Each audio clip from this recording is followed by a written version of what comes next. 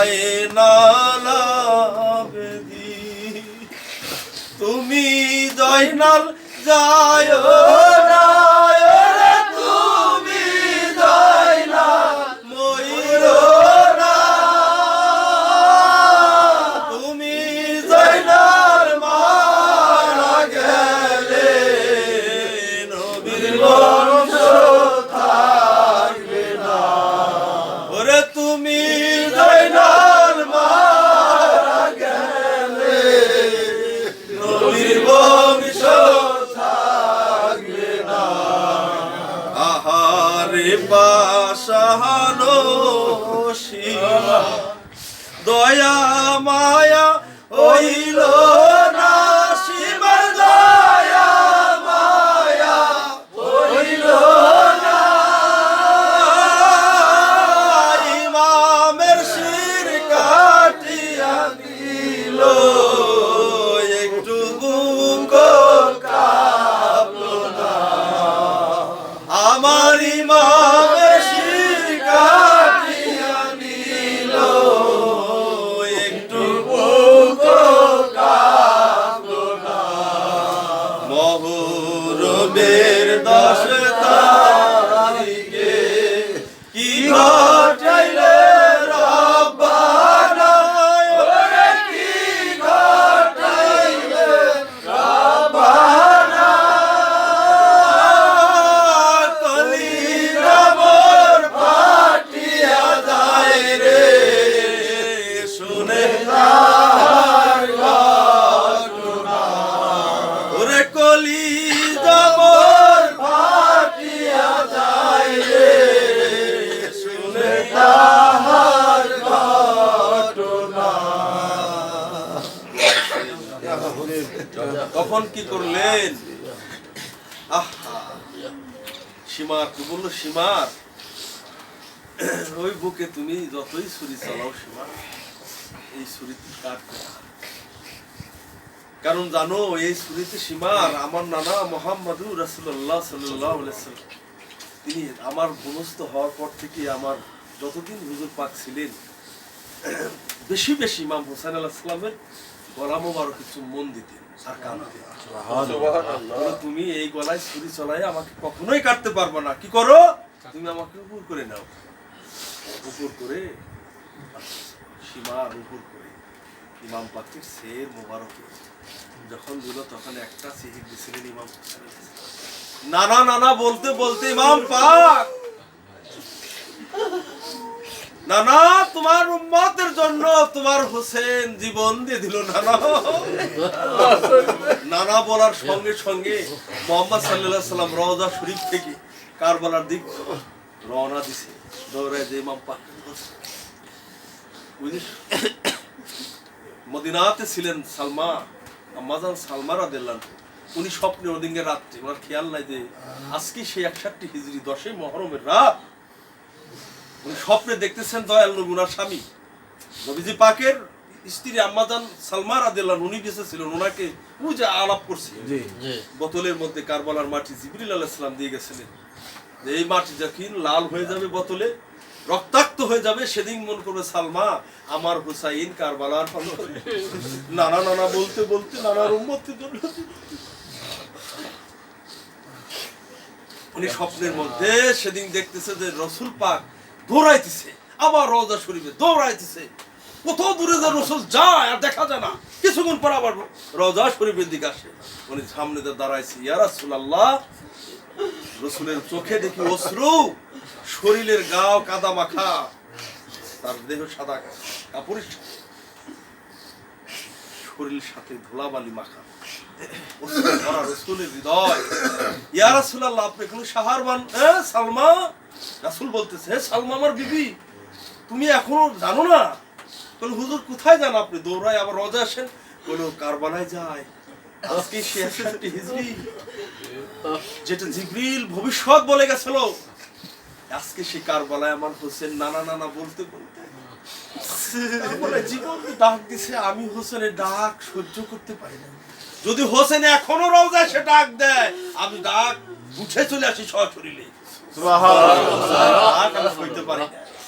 আমি কারবালার দিক গেছি, আমার হোসেনকে ধরছি তো আমার শরীরে ধোলা বালা ধরাইছে। আবার এর মধ্যে আসি উম্মত আমার জন্য কান্দে, আমি দৌড়াই আবার রওজা আসি, দৌড়াই কারবালা যাই, দৌড়াই রওজা আসি। সালমা কথা বলার সময় নাই। সালমা রাদিয়াল্লাহু ঘুম থেকে চিৎ ধরছে, হাই হোসেন হাই মা, হাই হোসেন হাই মা, মাতম করতেছে, হাই হোসেন হাই মা, হাই হোসেন হাই মাম। হাই কি বোতল আজকে দেখি নেই, খেয়াল নাই, দৌড়িয়ে যায় বোতলের কাছে যায়, দেখে ভরভরায় রক্ত। একটা গরু যেমন জব করলে একটা প্রাণী তাজা রক্ত যেমন ছলফল ছলফল করে, ঠিক বোতল বোতল রক্ত গরম ফেটে বাইরে হয়ে যাচ্ছে। দেখে একটা সিট দিলেন, নবীর ঘরানার মধ্যে কান্নাকাটি শুরু হয়ে গেল। হাই হোসেন হাই মা, হাই হোসেন নাই রে, নবীর আওলাদ তো নাই কারবালায়, কে কোথায় আসাও মদিনার মানুষ। আজকে সে 61 হিজরি। কি করলো মদিনা মানুষ? তারাই তো হাই হোসেন বললো, মাতম করলো, কাশেদ হলো। সিরিয়ার মানুষ কি করলেন? লাশ আনন্দ করলো, দিনের বেলা তারা লাশ অত্যাচার করলো। এজিতি সৈন্যরা দুশ্মনে লানতুল্লাহ, এজিত লানতুল্লাহ শত্রুরা দিন ভর আনন্দ ফুর্তি করে সন্ধ্যার দিক ইমাম জয়নুল আবেদিন আলাইহিস সালাম পীড়াগ্রস্ত, রোগ, শরীর জ্বর, বাবার লাশ সামনে দেখতে পারতেছে না, অত্যাচার করতেছে। মা ফুপু তিনজনে, আর সাথে দুজন ছিল। আসরের পরপর সন্ধ্যার আগে তাবুতে আগুন ধরাই দিবে। ইমাম পাকের তাবুতে মায়ের লাশ পড়ে রয়েছে, সালিশের বর্ষার মধ্যে ভরা। প্রত্যেকটা মাথাকে তারা বর্ষায় ভরে আনন্দ করতেছে। আর কিছু লোক যা বললো, যাও এই যে কজন আছে, ওর সন্তান জয়নাল আছে, ওর পরিবার আছে, বোন আছে, ওদেরকে তাবু সহ বেইজ্জতি করে দাও। সাইদানা পরিবারের উপর অত্যাচার। এখন এই মুসলমানের সব নিষ্ঠুর মুসলমান দেখবে মন চায় না। অনেক মুসলমান আমার তো, অনেক মানুষ আমি দেখতেই পারি না, জানেন? অনেক মুসলমানের আমার মুরিদকে আমি দেখতে পারি, দুশ্মনী থাকলে ওর ভিতরে ভালোই লাগে, ওর মুখে তাকাইতে ইচ্ছা হয় না। আমার পীর ভাইকে আমার দেখতে ইচ্ছা হয় না। কিসের পীর ভাই?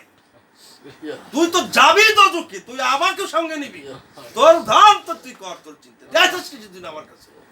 তোর এসব বদলা, তোর এই তামান্না বাদ দে, ভালো হ, সঠিক জায়গায় না। বুঝবে না তুই, মুমিনের মুখের দিক তাকালে প্রেম আসবে, আর মুরিদের মুখের দিক তাকালে এবারে আসবিল আসলে খালি দুঃখ। এই সিহারা বানাই। আরে মানুষ বলাই আছেন আপনারা নাকি? তাবুতে আগুন ধরাই দিছে, তাবুতে আগুন ধরাই দিছে। নবী পরিবারের ইমাম পাকের স্ত্রী জয়নব আলাইহিস সালাম তাদের বুকের উন্না নিয়ে গেছে।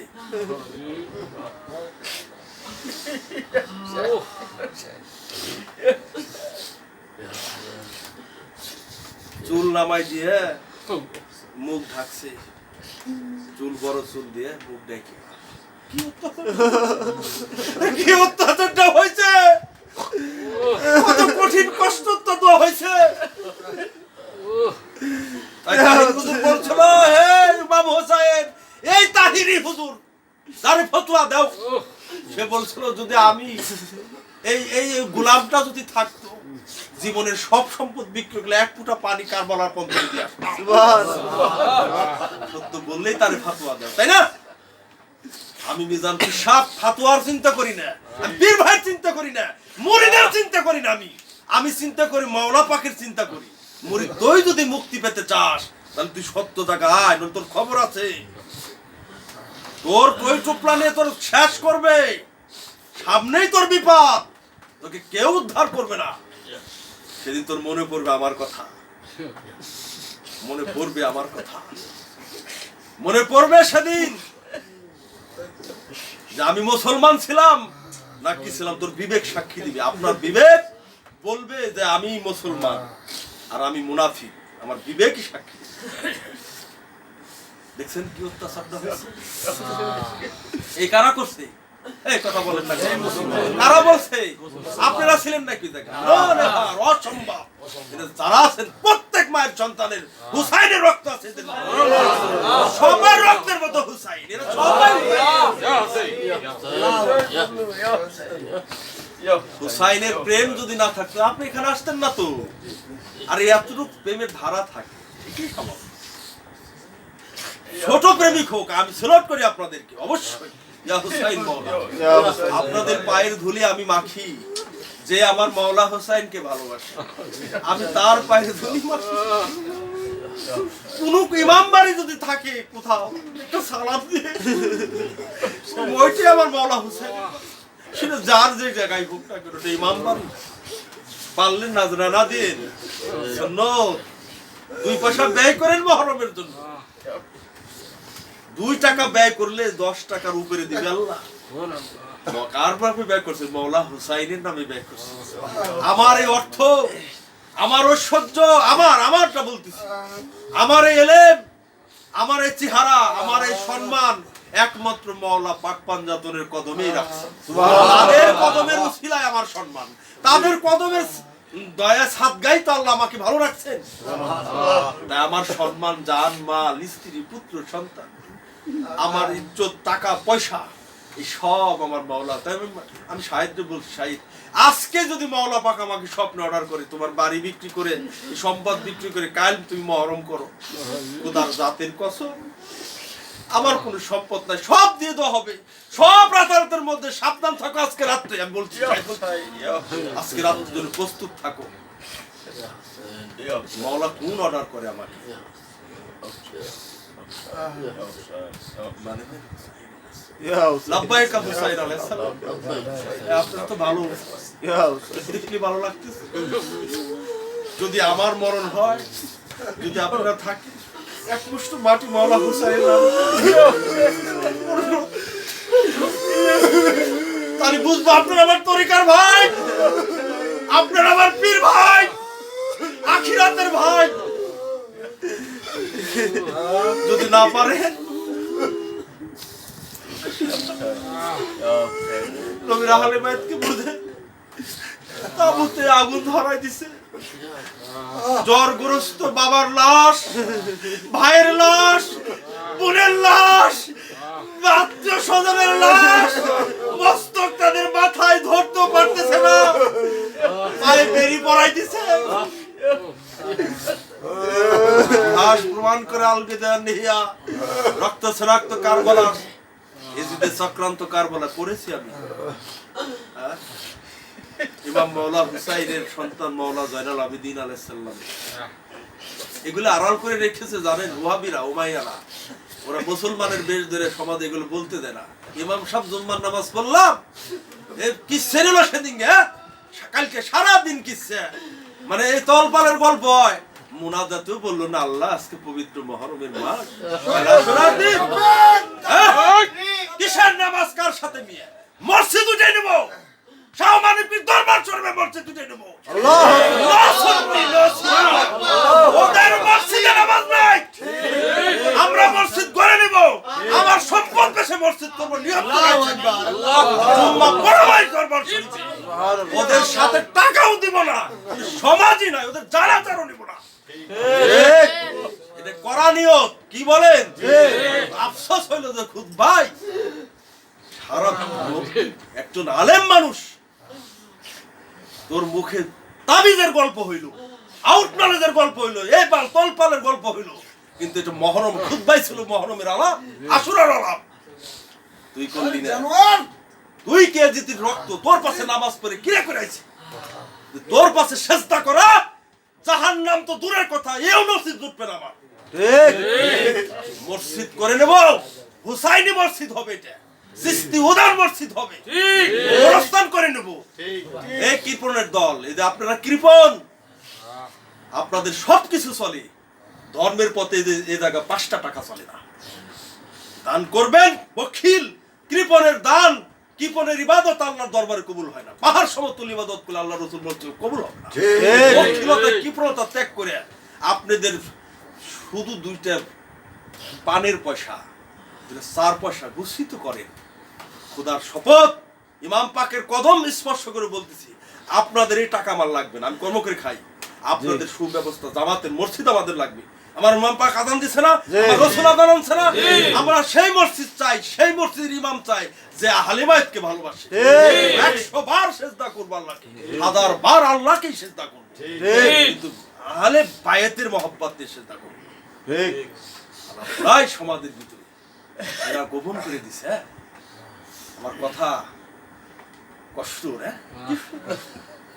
কি হবে, বেরি পড়াই দিছে পায়, তাই যে শিকলদের টাইনে হাসরে নিয়ে যেতেছে। চাই যে দেখে জ্বর শরীর, হাত বান্ধা পাও বান্ধা, মাকে সামনে ধরে নিয়ে যেতে, ফুফুজানকে ধরে নিয়ে যেতেছে। মাওলা আলীর সন্তান তারা, মাওলা রাসূলের বংশধর। যে রাসূলকে, যে রাসূল সমস্ত রাসূলদের রাসূল, আসমানের নবী, জমিনের নবী, মাছের নবী, গাছের নবী, রাহমাতাল লিল আলামিন, যাকে আল্লাহ সৃষ্টি না করলে জগৎ সৃষ্টি করতো না, সেই রাসূলের আওলাদ পায়ে বেরি পড়া, বেইজ্জতি করে দিছে কারা? হে আমার মতো কাব্বা জাব্বারা। ঠিক হয়ে গেছে দেশের বহুত তরিকার মানুষ, যে উঠতে হবে ওয়াইন না। আমি কেউ শত্রু না, তরিকতের মানুষের পর আফসোস হয় আমার। আমি সকল তরিকার মানুষকে মাথার তাজ হিসেবে রাখি, কিন্তু আমার পাশে পাই না। ভেদ ডিবারেট হয়, আমরা অমুক জায়গা তমুক জায়গা, কেন? আমি তো কোনোদিন ভেদ করি নাই। আমি তো মওলার দাওয়াত দিচ্ছি, আহলে বাইতের দাওয়াত দিচ্ছি, পাকে পাঞ্জাতনের কথা বলতেছি, শুহাদায়ে কারবালা। আপনি বলেন, আপনিও আইগেন দাওয়াত দেন, আমরা এক চাঁদোয় দাওয়াত দিই, দেখেন এদেশে ঘুমাই যাবেন বহুত হবে। আমি একা একা জানতেছি, দোয়া করি না আমার পাশে থাকি।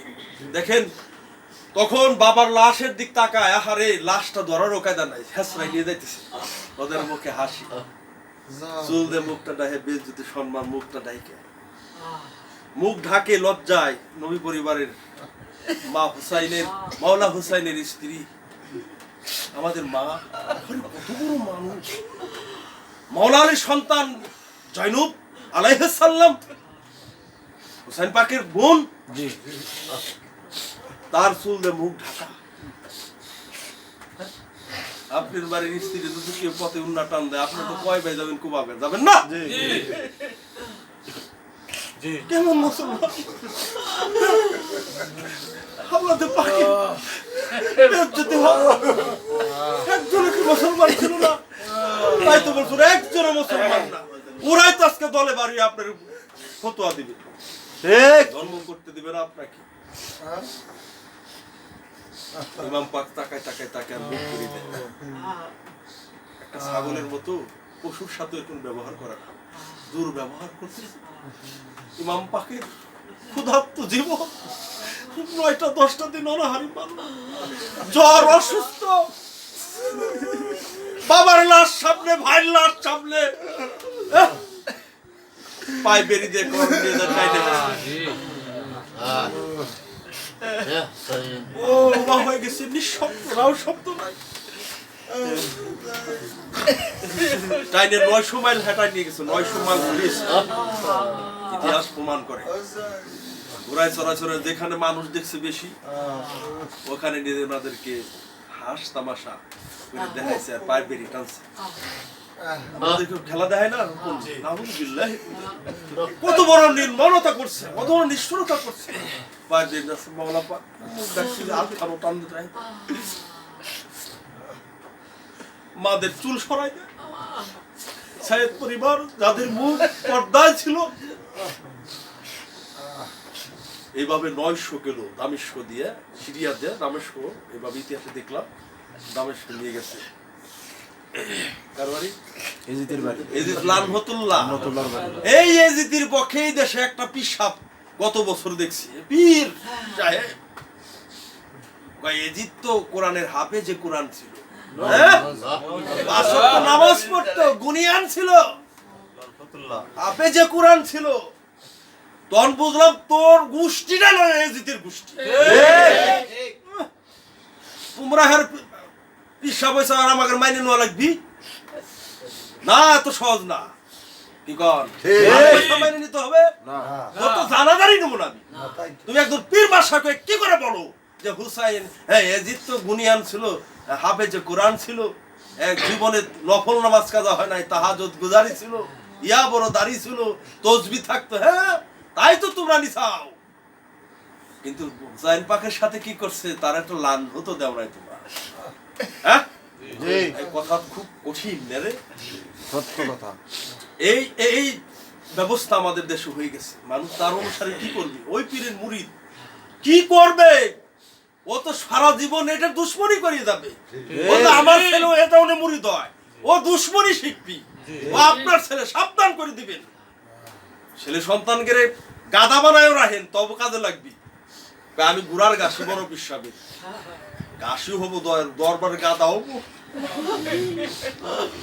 গাদা হইলে দুধা টানা দেয় গুরু, মুক্তি হয়। মুনাফিক হব না। হ্যাঁ আমার বাইরে কইছে বুকা বুকা ভালো, মুনাফিক ভালো না। আর দয়াল কইছে বুড়া বোকা স্যার, বোকা ভালো, ভালো মানুষ। দোয়া করি সবাই। পায়ে বেরিয়ে নিছে 900 মাইল ঘুরে ঘুরে দামেশকে নিয়ে কারাগারে বুকে পাথর দিয়ে ফিরেছে।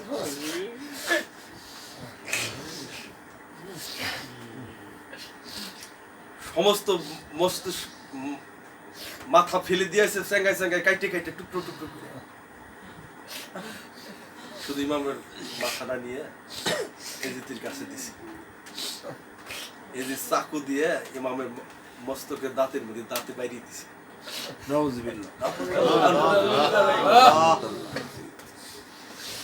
এক সাহাবী রসুলের উপর দাসত্ব করত, সহ্য করে পারবে বলে যে আমি গরিব মানুষ, দাসী তাই কি বাদবিনে, আমি অভাবী তাই কি এত নিষ্ঠুরতা এদিক সহ্য করে? তুমি কি জানো হুসেন কার কার শরীর কাইটে নিয়ে আইসাও, এত কষ্ট দিছাও? আবার তার মস্তকে, কার মস্তক জানো? আমার নিজের চোখ দিয়া হাজার হাজার বার এই মস্তকে, এই কপালে, এই মুখে আমি রাসূল সাল্লাল্লাহু আলাইহি সাল্লামকে, রহমতের নবীকে চুমা দেওয়া দেখেছি। পাগল হয়ে যেত 1 মিনিট না দেখলে হুসাইনকে। আমি আর আর এই মিথ্যার এই রাজ্যে থাকবো না। এই তো আমাদের কারবালা। আল্লাহ আমাদের সবাইকে যতটুকু শুনলাম এটার জন্য বুকে ধারণ করতে পারি। আল্লাহ আমাদের তৌফিক দান করুক। আমিন।